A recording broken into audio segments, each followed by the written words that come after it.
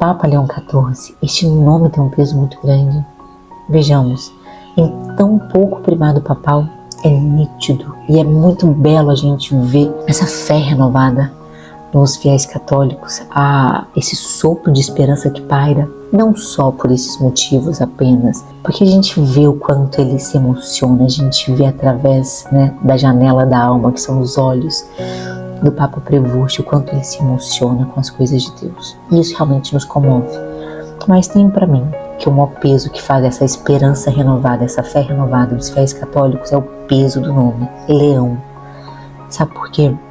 Porque os antecessores que carregaram este nome, que escolheram este nome, compraram as grandes batalhas, as batalhas verdadeiras, que é pela salvação da alma do homem.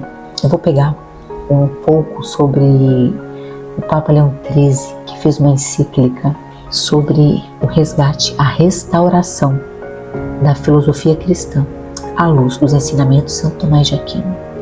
Sabe por que isso? Como se fosse um resgate educacional. Logo, a educação é que forja o caráter e a conduta humana. Porque na época dele, essa encíclica foi escrita em 1857, se eu não me engano.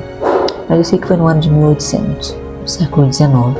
E o que acontecia lá atrás não é muito diferente do que acontece nos nossos tempos. A gente bebe ainda dessa confusão de pensamentos e os pensamentos que vai conduzindo, que vai forjando os caminhos dos seres humanos. E que ele trouxe de forma clara aqui na encíclica que pela filosofia e pelos discursos sedutores, a alma dos fiéis costumam ser enganadas e a sinceridade da fé corrompida nos homens. Por isso, eles como pastores, eles têm que estar sempre atentos ao que vem conduzindo o homem. Ele completa: se alguém atender à malícia dos nossos tempos e pensar na razão das coisas que acontecem público ou particularmente, concluirá certamente que a causa fecunda dos males, não só daqueles que nos oprimem, mas também daqueles que receamos, consiste nas más opiniões acerca das coisas divinas e humanas.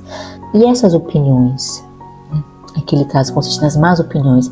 Como nós forjamos as opiniões, como nós temos uma visão das coisas? Através das correntes filosóficas. As correntes filosóficas e os pensamentos que pairam, que estão imersos na nossa cultura, é como um peixe dentro de um aquário. Você só sabe que você está imerso na água, o peixe só sabe que você está imerso na água quando ele é retirado da água. E não é diferente com a gente. A gente só entende o quanto nós bebemos de uma corrente filosófica quando a gente sai dessa situação, quando a gente tem contato com uma realidade, que a gente entende o quanto isso está forjando as suas escolhas no seu dia a dia. Então, a forma que nós conduzimos a nossa família, ela é forjada por opiniões de correntes filosóficas. A forma como nós criamos os nossos filhos é forjada por correntes filosóficas. A forma com que nós nos cuidamos, corrente filosófica.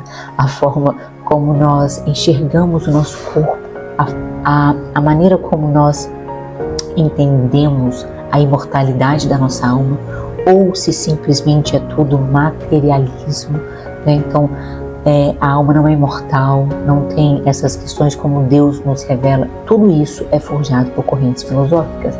A forma como nós interpretamos e lemos o mundo é assim que ela chega até os nossos sentidos, através da literatura, através da educação, através da mídia, através da música, através de tudo que permeia o nosso convívio.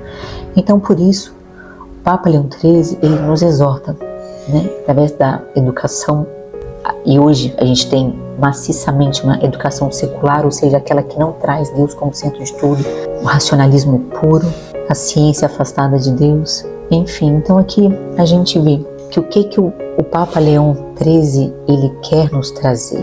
A filosofia, ela bem aplicada, no caso, a filosofia aristotélica tomista, que é o ápice do entendimento e a melhor leitura para se ter no mundo, ele nos exorta para esta filosofia. Por quê? Porque uma filosofia, ela muito bem aplicada, ela é um caminho. Ela é o que vai pavimentar o caminho que vai te guiar a Deus. Por quê? Porque somos seres racionais. Nós somos seres racionais, nós necessitamos da lógica e da compreensão real do mundo.